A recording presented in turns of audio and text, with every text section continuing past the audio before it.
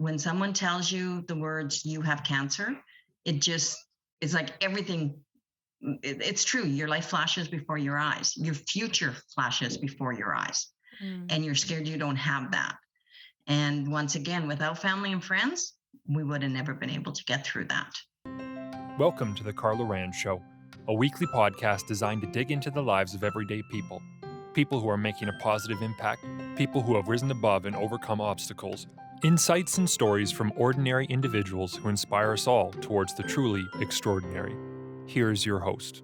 Hey, it's Carla. I got to talk to Leona Pelke from In Your Drawers in Edson. She has a bra store. It was originally a bra store. Now it's just a store for basically women's clothing, but she still does specialize in bras, and there's a story to that. Leona, it was so good to talk to her. She's gone through a lot of really difficult times, and for her to share it and to still have that positive attitude, and for her to be able to say, you know what, we talked a lot about COVID in this conversation as well, for her to be able to say, you know what, we may disagree on certain things about that, and that's okay. It's okay to disagree. It's okay to have an opinion, and it's okay not to share that same opinion with other people. So it's a really good conversation, and I'm really glad that Leona was vulnerable and open to share. So let's get into it. I think you'll really enjoy this.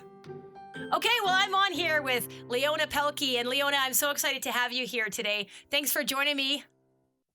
And thank you so much for having me. I'm kind of excited, kind of nervous. That sounds about right. Well, and I'm excited to have you because maybe people don't know, but I've been trying to get, and maybe having you on here will encourage some of the other Edsonites to come on my podcast, because I have asked some, but it is sometimes intimidating to be on a podcast, right? It's a little bit like, and people are kind of unsure about it, but you know, Leona's going to do it, so everybody else can do it too, right? That's right. If I can, anyone can. Well, I don't mean that, but anyways. But yeah, so Leona, first thing I want to say about you is you are an Edsonite through and through. I'm from Edson too, Edson, Alberta, Canada. It's like a small town. It's very community oriented. Everybody kind of knows everybody else to an extent, although, you know, it is big enough that you don't know everybody. And you are a business owner. You have a store, and I've been in your store, and I've bought stuff in your store. You have a very nice store, and I thought it was kind of interesting. And not only that, Leona, but you're always so generous. Like whenever I'm like, oh, I'm doing this, can you donate something? You're always like so generous about donations. And so sometimes I'll go in your store and we'll get chatting. And I was like, I think Leona has a lot to offer, and I would really love to have her on my podcast. So thanks for being here. I've told them a little bit about you, but let's tell them more about you. So can you tell us kind of where you grew up, where you're originally from, stuff like that? Okay. I'm kind of from all over the place until I landed in Edson. Okay. I was born in Saskatchewan, raised up until grade 1 in Sherwood Park. Okay. Then from grade 1 to grade 8 in Drayton Valley. Spent a year and a half in Hinton, and then moved here at the beginning of grade 10. Okay. And we just kind of stayed. So it is a good community. I agree. And I was born and raised here, born in the Edson Hospital and raised here. So I'm very much an Edsonite. My family still lives here. I've got lots of friends here. So it's a great place to settle down. It's a great place to raise a family. Yes. A fantastic place to raise a family. That's for sure. So tell me about your family of origin. Okay. So how many siblings did you have? Okay. I was the third daughter born to my mom and my dad. Okay. Then, unfortunately, when I was 3 months old, my dad was killed in an accident. And I was very lucky that over a year later, my mom married my next dad. Okay. And they had 2 more kids. So there's 5 in our family. And my dad, what everyone calls, I guess, my stepdad, he's my dad. He was my dad through and through. I'm the only one in my family left living in Edson. The rest of the kids all kind of grew up and scattered all over the place, mostly Edmonton area.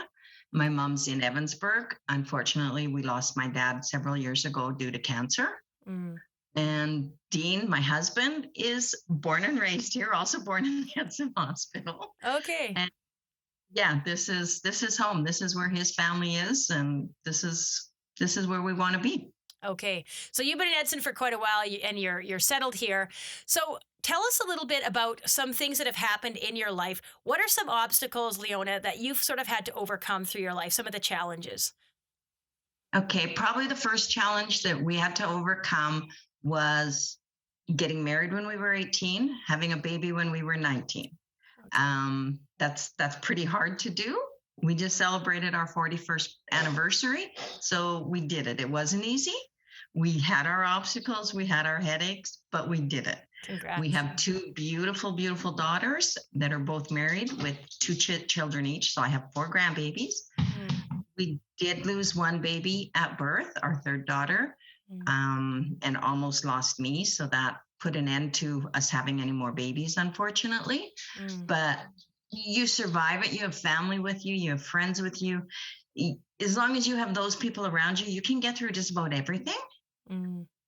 Then 11 years ago, I was diagnosed with cancer. I had kidney cancer. I still say I have kidney cancer, even though it's not showing up in my body anywhere at this time. It's a type of cancer that will probably never go away.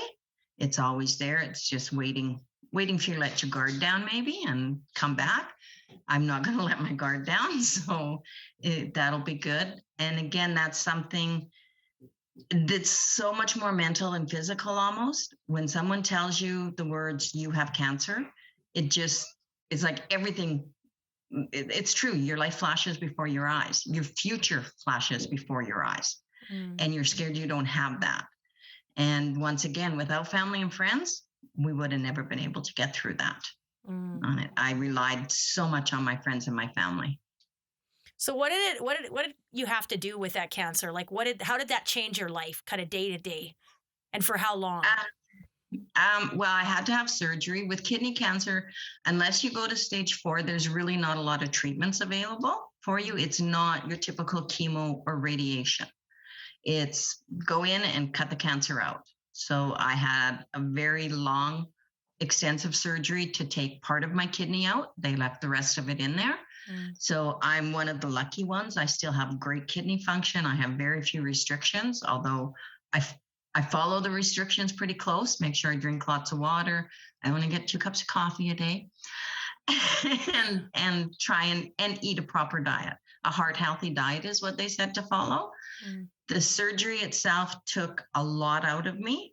It took well over a year for me to even get back close to normal energy or feeling myself again. Changes your perspective on life. It's like now I don't mind a birthday. A birthday is a great thing. It means I'm still here. I'm still getting older and I'm still around.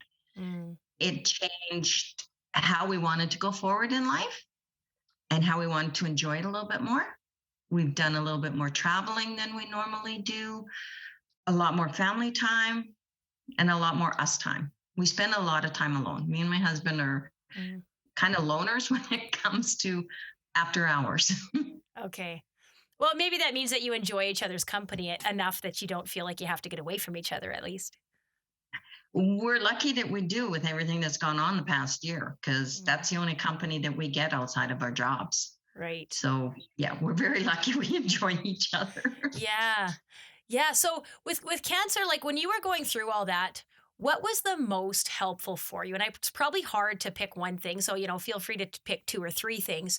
But what do you think? You mentioned family. What exactly did the family do or say or whatever that was especially helpful for you? Mostly just that they were there. The one thing that sticks out in my mind, and it's kind of funny because it could never happen, is when my younger brother found out about my cancer, he phoned me right away and said I could have one of his kidneys. Wow. And you don't get kidney transplants with cancer. So it was just kind of funny and so sweet. And it just made me know they were there. But they were like phoning me and a lot more than normal, coming to see us and just being there. If we needed to talk, if we needed a break, if we needed to get away, they were there. They understood kind of a little bit about what we were going through because we'd been through it with my dad, but it's just that they were there. And friends the same. It was that they were there. It wasn't the little memes that go around on Facebook that say, oh, if you know someone with cancer or care, copy and paste this. Yeah. That's useless. Yeah. Phone somebody, come over, pop over, visit them, bring them a meal, do something. Don't post a silly Facebook post. Right. And that's what my family and friends did. And you kind of know who your friends are when stuff like that happens. They're the ones that stick by you and they're there for you. Yeah. Yeah, that's so powerful. I know I was going through a hard time and and just different people, like they might call me or whatever, but like not a lot. And then this lady just brought over some cinnamon buns for the kids, and I was just like, it seems so small, but you're like, wow, like they're there for me. Like it's something so powerful. And I Mhm. think you're so right. Like, posting something on Facebook, like saying, hey, share this to raise awareness for mental health. I feel like, okay, or raise awareness for cancer or whatever. I feel like, okay, like that's sort of pointless. Maybe it has its place. I don't know. I don't want to like diss anybody who maybe thinks that that's helpful. Maybe it's better than nothing. But I think you're so right. Like just be there for people, and reach out to them, even if they aren't necessarily reaching out to you, right? Would you say that? Like people always say, Mhm. oh, I'm here if you need me. But, well, that's great. But most people aren't going to reach out. You're going to have to probably reach out, right? Yes, and people are afraid. When they hear you have cancer, they're afraid. They don't know what to say. They don't know what to do. Mm, So sometimes they need a push in the right direction, and you need to reach out to them and say, "It's okay. You can say the word in front of me. You can say you're worried about me. You can say whatever you want. hmm It's okay. Just say something." Right. Yeah. And that's important. Yeah, totally. So tell us a little bit about your business then, because I think kind of what happened to you with your cancer and all the stuff that went on, and then you kind of starting a business shortly after that, that was somewhat related, wasn't it, Leona? It was very related. Shortly after my surgery, when I went to the city for one doctor's appointment, I wanted to go to Victoria's Secret. I've always had a thing about pretty bras and nice underwear, Mm-hmm. but I'd been sick for a long time. I'd gained a lot of weight, way heavier than I am now. And I didn't know Victoria's Secret only sizes certain sizes. So when I went into the store, I was all excited, all hyper to get something pretty, make myself feel better. And the salespeople all walked away from me. They wouldn't talk to me. They didn't tell me I was too fat. They didn't tell me anything. They just walked away from me. So I literally walked out of that store crying. Mm-hmm. And not usually a big crier, but there was a lot of emotions going on. Mm-hmm. And my husband was out in the mall hallway waiting, and he didn't know what to do. He couldn't do anything for me. He wanted to go punch someone, but they were all girls, so he couldn't do that. And we went home. We did search around the mall, and it was very, very hard to find a bra to fit a big girl. It just didn't happen. And so we went home, and it not a whole lot was said for close to a year, because I wasn't ready to even think about work for a while. When I was going to go back to work, which my previous job had been selling vehicles, my husband said, you do so many hours, and why don't we do it for ourselves? And he said that I'm not the biggest woman in the world, so where are these girls getting their bras? Mm-hmm. We started researching and looking into it, and my husband backed me, and that's what the store was originally started for. It was just a bra store. After 7 months in business, I had the opportunity to move to the location I'm in now. We got to expand to everything, which was scary enough, but we did it. And with the backing of my husband and the backing of this community, we're still there after 8 years. Yeah. Wow. That's so interesting. And I feel like what a gift that you're giving to other people. And Leona, I've talked to people, and like they're from Edmonton, like they're from Edmonton or they're from other places that are farther away. And they're like, yeah, I always go and see Leona at In Your Drawer. She always fits me for my bras, right? And I'm like, wow, like that's pretty amazing to think that like an experience that you had has caused you to open a business and now make a change and make an impact in other people's lives is really powerful. It is. It makes me feel really, really good. And especially when women come in and they're upset with their bodies, they're upset with so many things, and I can help them feel better, look better, and just it's just a great feeling. And yeah, when they do come from all over the place, it really gives me a good feeling inside. Yeah, and you don't just say, oh, well, here's a bra for you. You actually help them make sure that it fits properly in all the right places, right? Yes, definitely. Most of my customers will tell you I have cold hands, just like a doctor. But yeah, I do have to get personal with them, but they have to be comfortable. It's like wearing a pair of shoes. A bra is something you wear all day, every day. Right. And if you're hurting in it, if you're uncomfortable in it, it's the wrong size. There's something wrong. It's like wearing a pair of shoes 2 sizes too small all day. You don't do it. So why do you do that to any part of your body? And maybe some people just don't even know that. They're just like, I just thought bras were always uncomfortable. Most of them do. It's kind of shocking.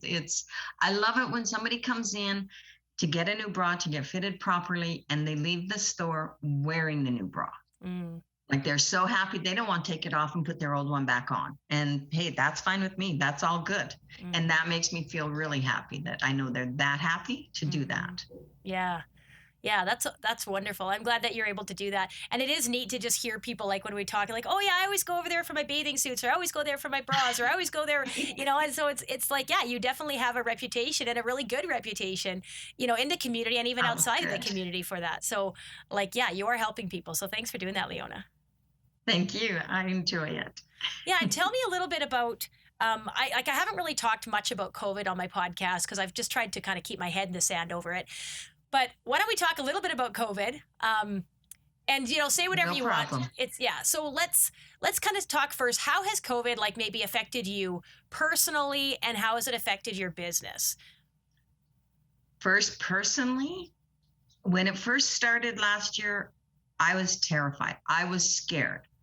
The day that they announced the first Alberta death on TV, I stood in my store and I cried and I cried and I cried. People had already been to the point where nobody was going out anymore. There was basically no business happening. And I made the decision then to close my store for the time being. Before the government told me to, I let the girls that were working with me know that I was laying them off and closing until we knew more about what was going on. It just really did freak me out. Not so much for me. I don't want to get it. I don't want to get sick, but I have an 83-year-old mom. And I know what it would do to her if she got it, and other friends that are more compromised than I am. And it was scary because we didn't know. We didn't know anything. So I closed my business. That was devastating. Being at home, not knowing what to do, not being able to see people. So talking on the phone is good, but it's not the same. You need contact. And then we slowly opened things up a little bit again. Life got a little bit more normal. Things were open. We got to see people. We could have people in our house for dinner. And then they shut it down again. And it was like this long, dark winter. It's been horrible. If I didn't have the store to go to and didn't get to see people in my store in person, I would probably be in a hospital somewhere, in a mental ward, because I couldn't do it. There's no way I could do it. I don't know how anyone is doing it, and my heart breaks for them. You try and keep up with people and talk to them. Now we can see people outside. I'll be the first to admit I have cheated. I've had people in my house and I've been to people's houses, but it's the same bubble that I started with when this started. And if we didn't do that, I don't know where the world would be. We're people. We're not isolated little microscopic things. We're a community, and we need to be a community. So I don't know the answers about opening up, shutting down. In my opinion, we should just open everything up. The people that are scared, unimmunized, that don't want to go out, don't go out. Keep living the life you're living if you're happy doing it, but let the rest of society live again. We need to be a society again. The world's never been so divided, and that breaks my heart. Yeah. People fighting and arguing, and that's not good. We all have a right to our own opinions. We should all have a right to live our lives and the way that we want, either socially or not socially. That's up to us, not up to a government to tell us how to live our lives. Well, and it makes it very difficult when you're trying to run a business. Like I know for me too, I'm trying to open up my classes. Now you can only open your classes this way and have so many people, and you all have to wear a mask when you come in and this and that. And then then they shut it down again completely. And then, now you can run classes, but you have to only run them like this. And it's just so many structures, and always saying you're allowed. And I'm like, I'm an adult. Like, why, how come I'm allowed to do this or allowed, like, just how many times they said that. And I think what it's really brought up for me is how independent I am and how independent I like to be and how freedom is extremely important to me. And I think anybody who runs their own business has to have some of that independence. And I think it's especially hard for people maybe that are more that way. And if you're an extrovert too, and I think Leona, you are more of an extrovert. You like to talk to people. You like to, to interact and socialize. And most people do, and most people need that. And I'm the same way. And so it's really affected me too, even though I have my kids at home and I have gone out as much as I sort of can, but it's affected me. Like, my mental health has never been like this before. I've never had an issue with it. And now I have quite an issue with it sort of day to day. And, I have good days and bad days, but it's a big deal. Yeah, it is. It's too hard and it's not right. And I see it in friends. I see it in neighbors. It's heartbreaking. And yeah, you're right about the independence, being told what to do. It's like I'm sitting here petting my dog and he has to do what I tell him to do. He's not, well, he is pretty independent, but I mean, he's not an independent thinker so much as we are.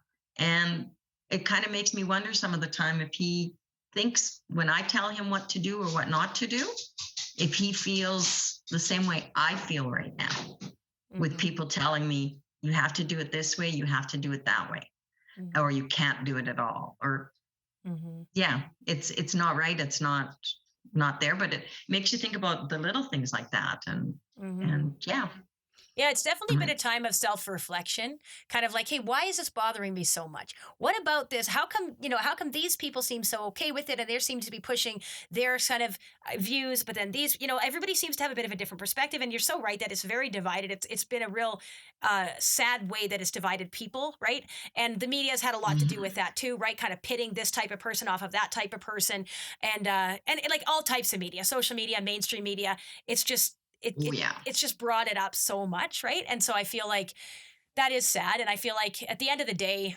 like you said, we are individuals. We are social individuals, though. We do need to be in community.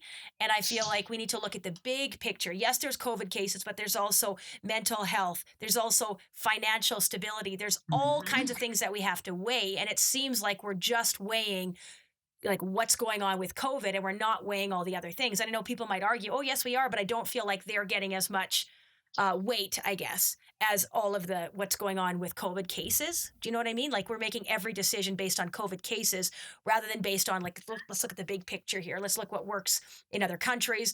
And there's just a lot. And I'm kind of the same as you, Leona. I don't pretend to say I know I have all the answers, but I do feel like this is not healthy for people, the way that we're continuing.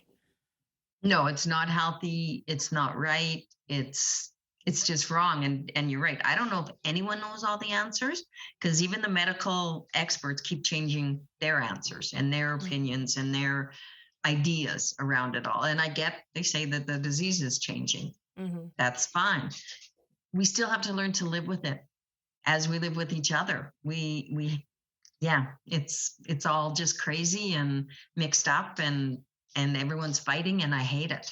Yeah, me too.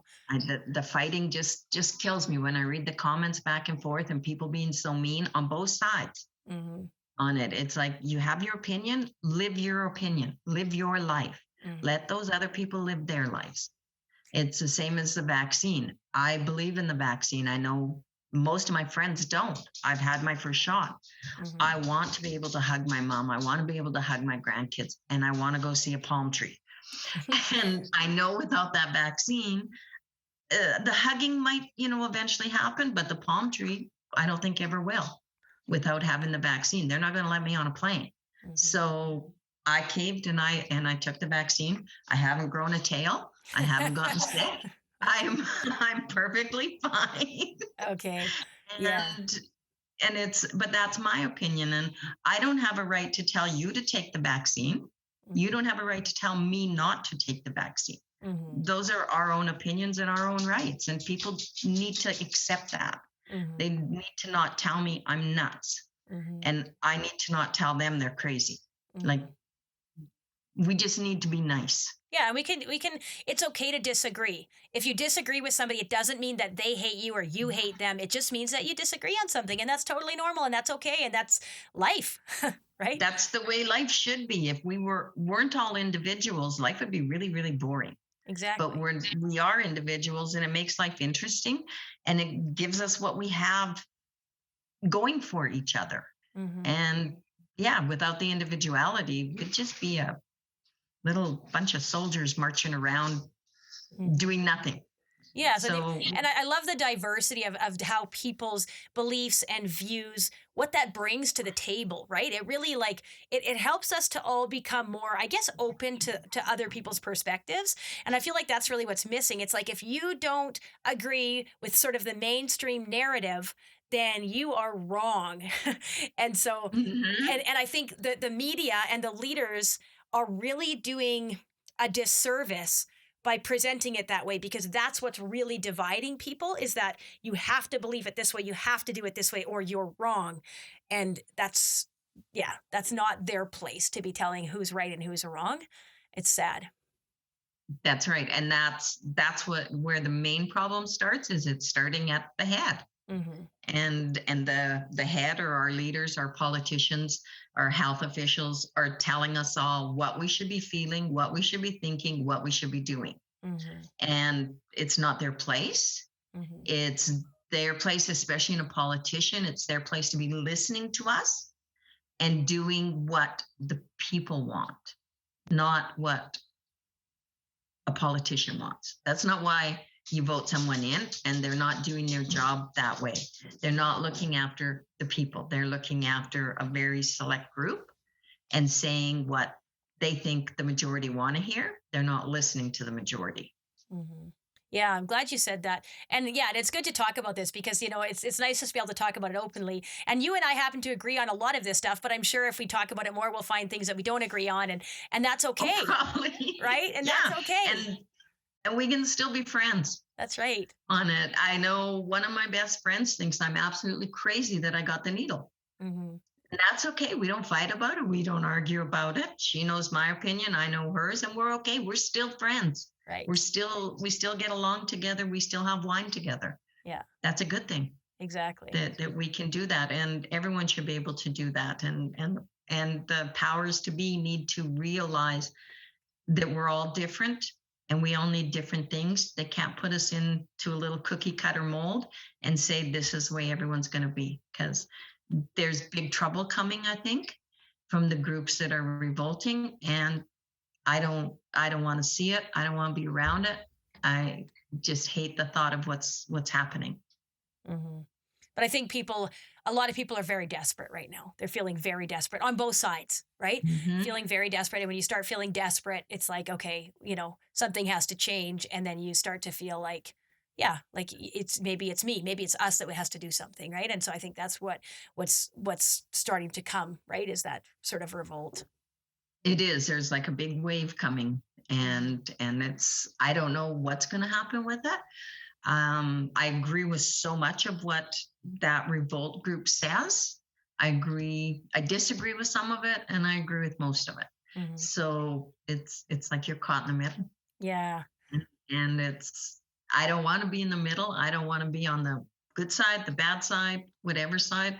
I just want my life. I want my normal back. Yeah. And I don't believe locking me in a cage for another year is going to give me that. Yeah. And that's what I feel I've been in the last year. I've been in this little cage. Well, I know, and you've been through some hard things, Leona. Why do you find that this whole COVID thing is not necessarily harder than anything you've been through, but it definitely is up there with some of the harder things? What's so hard about it for you? The hardest part about this is you don't get the people. No one can legally come and give you a hug and say it's going to be okay. Seeing grandkids, seeing my mom, seeing family, we don't get to do that. I haven't been together as a family unit since last May with my family, and that was outside. Like, we didn't get together for Christmas. We didn't get together for birthdays, anniversaries, nothing. And you miss that. I don't have talking on the phone is different than actually sitting in person and giving someone a hug. Mm-hmm. A hug is probably the most powerful way of making somebody feel better. Mm-hmm. And to me, when I've been through other tragedy, yeah, I get it. I've been through other tragedies in my life. Someone's been there to hug me. Yeah. People have gone out of their way to come see you and comfort you and talk to you, and they can't do that now. Mm-hmm. You feel like you're breaking the law when somebody comes into your house and you look around and, did anyone see? Did anyone see? Mm-hmm. And that's wrong, but you're still afraid to do that touching and hugging. Mm-hmm. And that's wrong. That makes it so much harder when you can't have that physical contact and physical comfort to get through times like this, because we need that. Yeah, and I think even people that are less maybe touchy huggy are starting to become more touchy huggy, like they're missing it too. Mm-hmm. I know for me, like whenever my clients would come, like whenever they come to class, I'd always like high five them, give them hugs. Like I'm very, touchy. I love that. Like, and I think they appreciate that too. And not to be able to do that, just to be like, hi, especially when you haven't seen somebody for a long time and you just want to give them a hug and you're like, hey, how's it going? And you're just like, oh, like it's hard, right? Like, yeah. It's so hard. I have a good friend who lost a brother-in-law, and she was in the store, but I couldn't hug her. Like, you can't give her that comfort. And then a little while after that happened to her husband was hurt in an accident. Mm.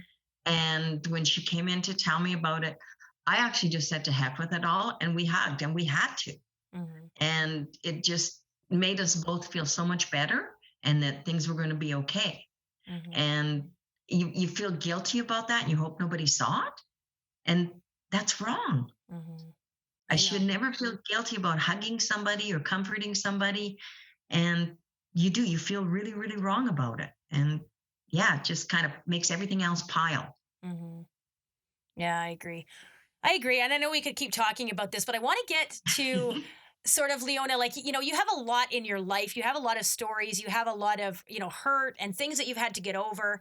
But what would you say is sort of your message to the world? What would you like people to know in whatever that means to you, whatever areas you want to emphasize?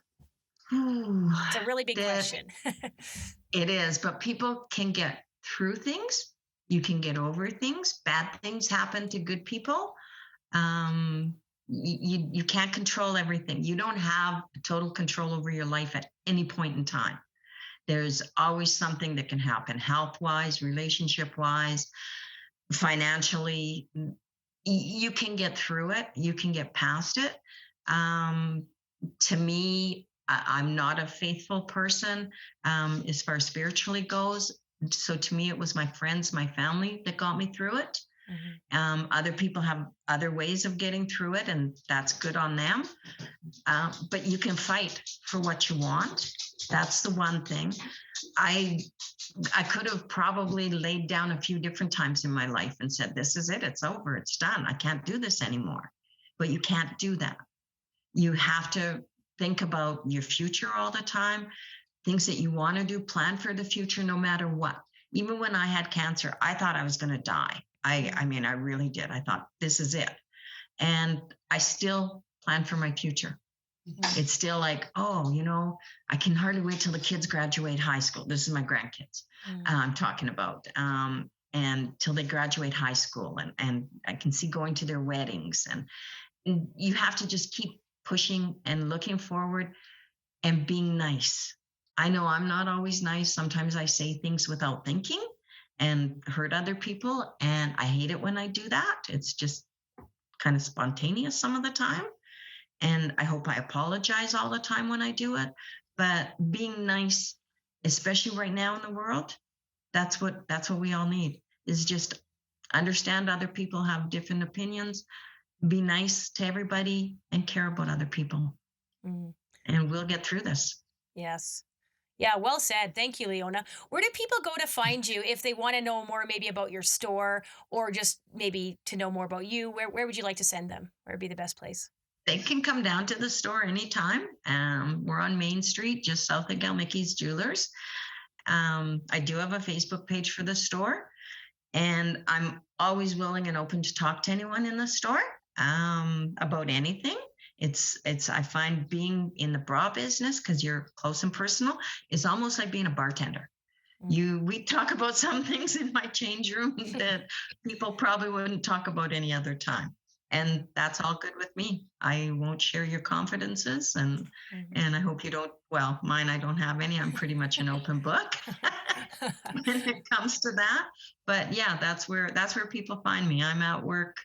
I get 3 days off every second weekend. Other than that, I'm at work every day. Yeah, and I really encourage people to go down to In Your Drawers. It's called In Your Drawers, Main Street, Edson. And yeah, you've got really nice stuff in there. And of course, the bras. And Leona also, of course, I talked about how generous she was. So we're doing this special jackpot with fitness. So it's like a contest for like everybody in the community to be able to get fit. And you said one of the things that you would do is you would give somebody a free sports bra, and you would fit them in the proper sports bra. So not just like, oh, here's one in a bag, take it, hope it fits, but you'll actually make sure that it fits and that they feel good in it. Yes. And so thank you for that so much, Leona. That's very generous. You're welcome. I love what you do to the community, getting people healthy. Thank you. That's a part of the biggest battle. If we can stay healthy, it helps your mind.